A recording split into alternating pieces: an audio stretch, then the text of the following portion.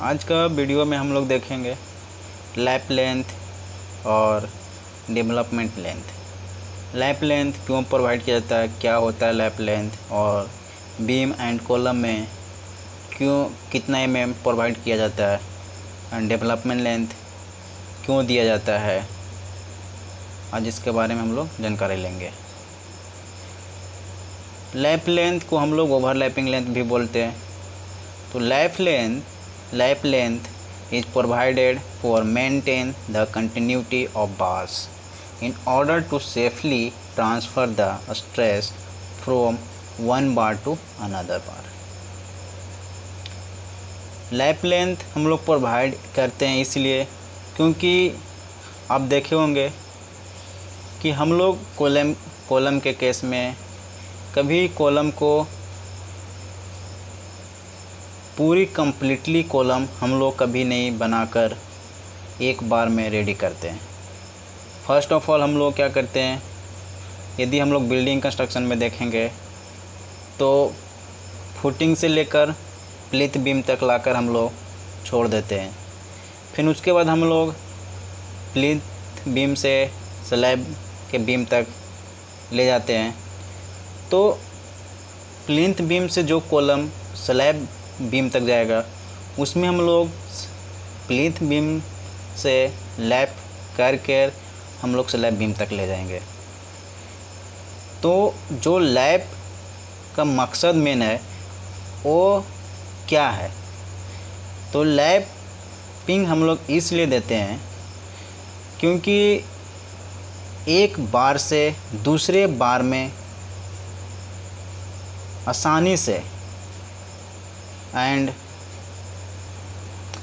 एक बार से दूसरे बार में आसानी से एंड अच्छी तरह से हम लोग स्ट्रेस को ट्रांसफ़र कर सकें। मेन स्ट्रेस होता है एक बार से दूसरे बार में स्ट्रेस को ट्रांसफ़र करने के लिए हम लोग लैपिंग लेंथ देते हैं।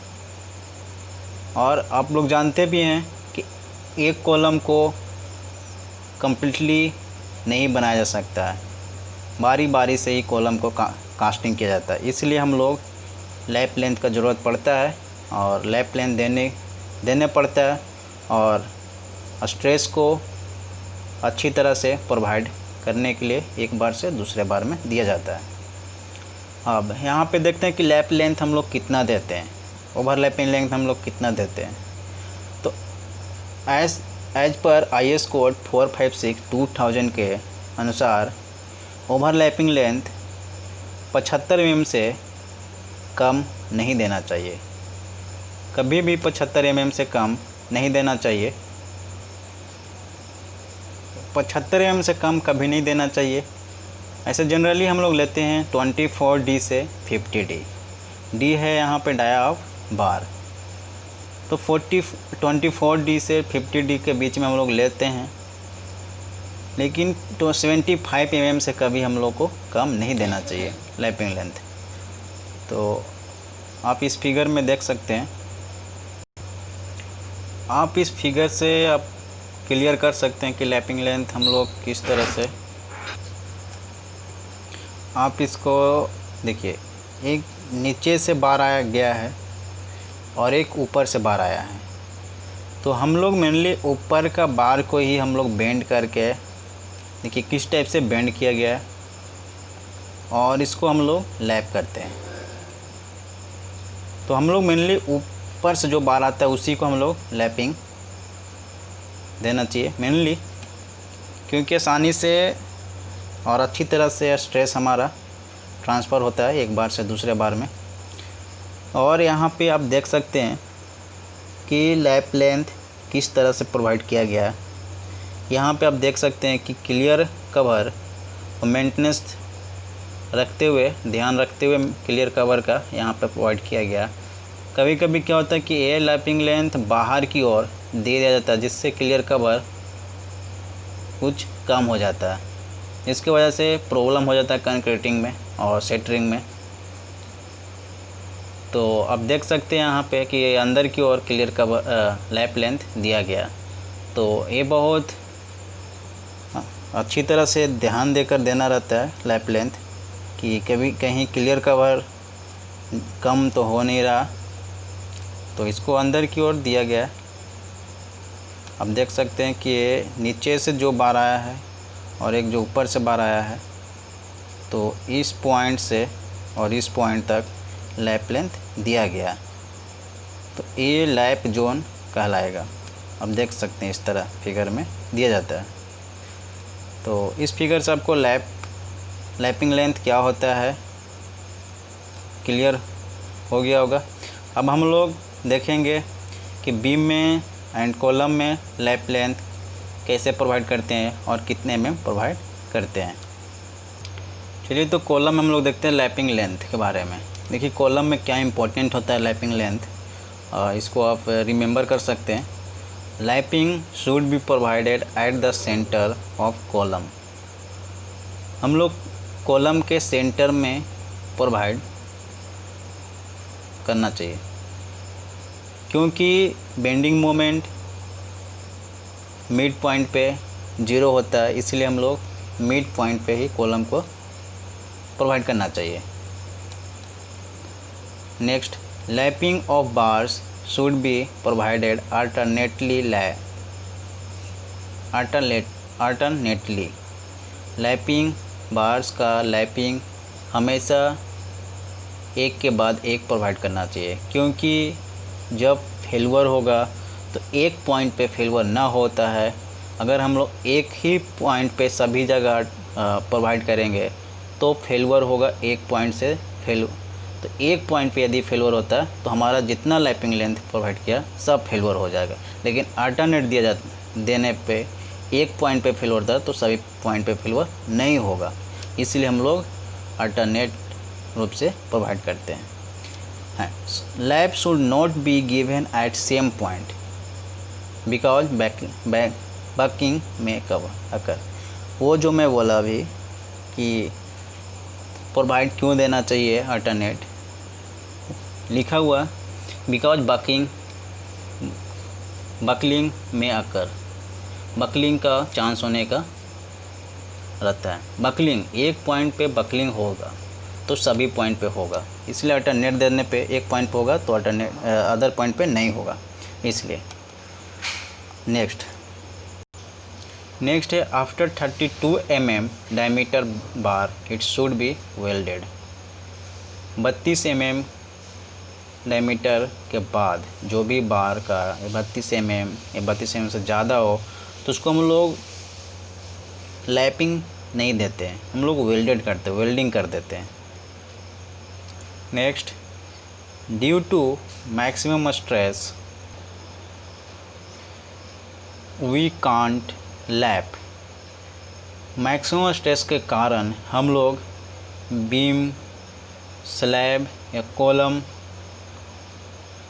के जंक्शन जो होता है उस पे हम लोग नहीं प्रोवाइड कर सकते हैं L/4 पर। जैसे कि टॉप से या बॉटम से L/4 डिस्टेंस पे हम लोग प्रोवाइड नहीं कर सकते, क्योंकि मैक्सिमम स्ट्रेस एक जंक्शन पे पड़ता है। जैसे कॉलम और बीम का एक जंक्शन पॉइंट है जहाँ पे, तो उस पे मैक्सिमम स्ट्रेस होने के कारण हम लोग उस डिस्टेंस से हम लोग L/4 डिस्टेंस पे हम लोग लैप को प्रोवाइड करते हैं। जैसे आप इस फिगर में देख सकते हैं। इस फिगर में आप देखिए, ये जो टॉप से आया है यहाँ, तो टॉप से L/4 डिस्टेंस पर छोड़कर हम लोग यहाँ लैप दिया है। नीचे से भी बॉटम से भी हम लोग L/4 डिस्टेंस छोड़कर, देखिए L/4 डिस्टेंस छोड़कर हम लोग यहाँ पे लैप दिया है। सेम ऊपर से भी L/4 डिस्टेंस छोड़कर इस पॉइंट पे हम लोग लैप दिया है। तो ड्यू टू मैक्सिमम स्ट्रेस, इसलिए हम लोग L/4 छोड़कर हम लोग लैप जोन इस पॉइंट पे प्रोवाइड करते हैं, वो भी अल्टरनेटली। अब देखें तो नेक्स्ट हम लोग देखेंगे स्लैब एंड बीम में हम लोग बीम में किस तरह से हम लोग लैपिंग लेंथ प्रोवाइड करते हैं। लैपिंग लेंथ इन बीम में लैपिंग लेंथ हम लोग प्रोवाइड करते हैं, इसका भी इम्पोर्टेंट है, आप याद कीजिएगा। लैपिंग इन टॉप बार्स में lapping avoided L/3 distance from both and. दोनों एंड से जो हम लोग टॉप बार्स होता है कॉलम में, बीम में जो टॉप होता है, टॉप बार्स होता है, उसमें क्या होता है, दोनों एंड से L/3 छोड़कर हम लोग प्रोवाइड करते हैं, जैसे मिड पॉइंट पे। तो for top bar lapping should be eight mid span, मतलब स्पैन के मिड पे प्रोवाइड करना चाहिए। जो टॉप बार होता है उस पे, जैसे स्टीरअप में हम लोग टॉप बार एक बॉटम बार बाइंडिंग किया जाता है। तो टॉप बार जो होता है वो टॉप बार जो जहाँ से उसका जंक्शन, जैसे एक जंक्शन पे स्लैब एक जंक्शन पे बीम एंड कॉलम आके मिला, तो उस पॉइंट से L/3 डिस्टेंस छोड़कर हम लोग को लैपिंग लेंथ प्रोवाइड करना चाहिए मिड पे। इतना आप याद रखिएगा कि एक मिड पॉइंट पे लैपिंग लेंथ प्रोवाइड करना चाहिए, किसका, टॉप बार का। Next, lapping in bottom bars में lapping should provided at column junction और L/4 distance from column take, but should not be in mid span of beam. इसमें क्या है, कॉलम जो बीम है, बीम का टॉप बार तो आप देख लिए, बीम का बॉटम बार में लैपिंग लेंथ जंक्शन, जो कॉलम का जंक्शन होता है, L/4 डिस्टेंस फ्रॉम कॉलम से हम लोग L/4 डिस्टेंस पर हम लोग प्रोवाइड करना चाहिए, मिड स्पैन पे नहीं। बीम के मिड स्पैन में प्रोवाइड नहीं होना चाहिए। जैसे कि बीम के मिड स्पैन पे हम लोग टॉप बार को प्रोवाइड किया लैपिंग, उसी तरह से जस्ट अपोजिट हो गया इसका, जो बॉटम बार है उसको हम लोग जस्ट एंड पे, जो जंक्शन होता है कॉलम का जंक्शन से L/4 डिस्टेंस पे हम लोग प्रोवाइड करना चाहिए। आपको मैं फिगर में दिखा के क्लियर कर दूंगा, आप अभी पॉइंट को देखिए। Stirrups should be closely spaced near the column and loose normal at mid span. मतलब ये बोलता है कि स्टीरअप को हम लोगों को क्लोजली देना चाहिए। जैसे ही हम लोग कॉलम का जंक्शन पे आता है, एक बीम और कॉलम का जंक्शन पे जैसे हम लोग स्टीरअप देते हैं, तो बीम और कॉलम के जंक्शन पे हम लोग का स्टीरअप का स्पेस थोड़ा क्लोजली होना चाहिए। जबकि हम लोग जैसे ही मिड स्पैन पे जाते हैं, बीम का मिड पॉइंट पे जाते हैं, तो हम लोग को स्टीरअप का स्पेस बढ़ा देना चाहिए, ज़्यादा होना चाहिए। क्लोजली न भी होगा तो चलेगा, लेकिन जंक्शन पे हम लोग को क्लोजली होना चाहिए स्टीरअप। ये पॉइंट का मतलब हुआ। Next, lapping of bars should be alternately provided. Bars का लैपिंग अल्टरनेटली प्रोवाइड होना चाहिए। आपको तो कॉलम के केस में भी बोला था। तो इस फिगर से आप देख सकते हैं, एक मैं फिगर और दिखाता है। इस फिगर से आप देखिए, इसमें तो आपको क्लियर दिखाई नहीं दे रहा। नेक्स्ट मैं फिगर दिखा रहा। इस फिगर में आप देखिए, जो टॉप पे बार है, टॉप पे देखिए ए बार, अब ध्यान से देखिए, ए वाले बार और ए वाला बार टॉप पे है कि ए बार और ए बार टॉप पे। तो टॉप वाले बार पे हम लोग को क्या करना था, टॉप के बार के हम लोग को मिड स्पैन पे प्रोवाइड करना है, जबकि बॉटम वाले बार का, जैसे ये देखिए ए बॉटम का है, ए और ए बॉटम का, तो बॉटम वाले बार का हम लोग को क्या करना था, L/4 डिस्टेंस पे प्रोवाइड करना था, L/4 डिस्टेंस पे। ये हमारा L/4 डिस्टेंस है, L/4 डिस्टेंस हम लोग को प्रोवाइड करना था। देखिए अब एक यहाँ पे प्रोवाइड किया गया है, ये बॉटम है, ये बॉटम बार का एक यहाँ प्रोवाइड किया गया, अब यहाँ प्रोवाइड किया गया बॉटम बार का, टॉप बार का मिड स्पैन में, स्पैन का मिड में प्रोवाइड किया गया है। तो आज फिगर से क्लियर हो गया होगा आपको।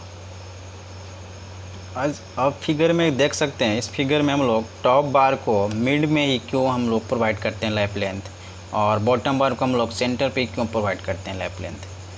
देखिए मिड में हम लोग इसलिए प्रोवाइड करते हैं क्योंकि इसका मैक्सिमम स्ट्रेस इसका टॉप बार का जंक्शन पे पड़ता है,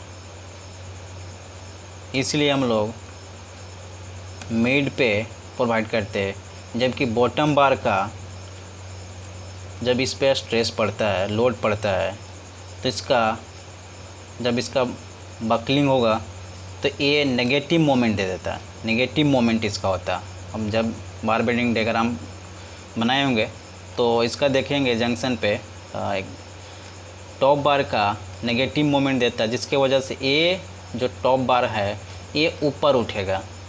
इसलिए अगर यहाँ पे हम लैप लेंथ देगा तो ये जल्दी फेलवर होगा, इसलिए इसका हम टॉप बार पे लैप लेंथ यहाँ प्रोवाइड करते हैं, और बॉटम बार का हम लोग मिड स्पैन में करते हैं। क्योंकि जब बेंडिंग मोमेंट मिड स्पैन पे नीचे से बॉटम से फेलवर होता है, इसका टेंशन जोन बॉटम में होता है, अपर जोन में नहीं होता, इसलिए हम लोग टॉप बार को मिड स्पैन में प्रोवाइड करते हैं और बॉटम बार को जंक्शन पर प्रोवाइड करते हैं। तो आपको इस वीडियो से पता चल गया हो कि लैप लेंथ क्या होता है। तो नेक्स्ट हम लोग देखते हैं डेवलपिंग लेंथ क्या है। चलिए development length is provided to transfer from steel to concrete from one building component to another building component।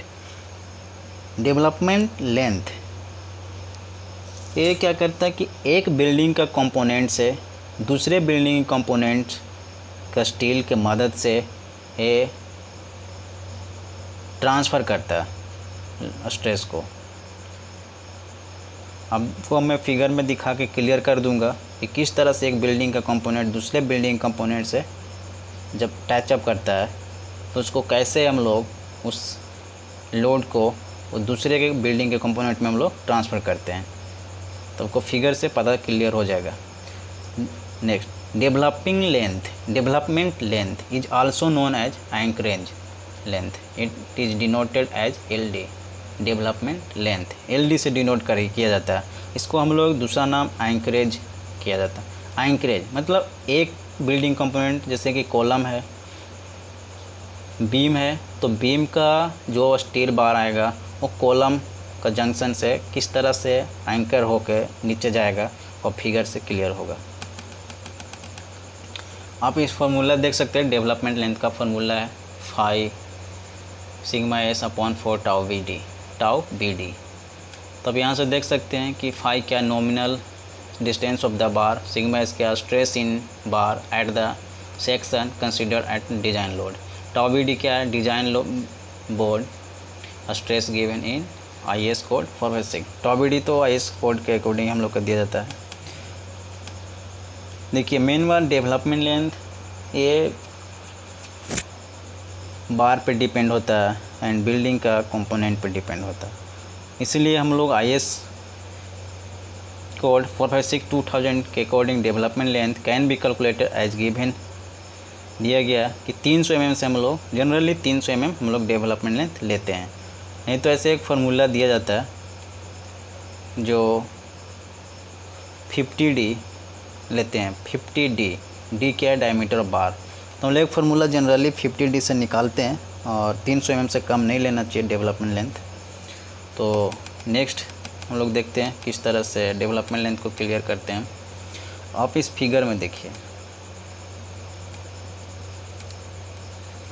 ये जो बीम का केस है ये इधर से आया है जो बीम है, और जो नीचे से आया है कॉलम है।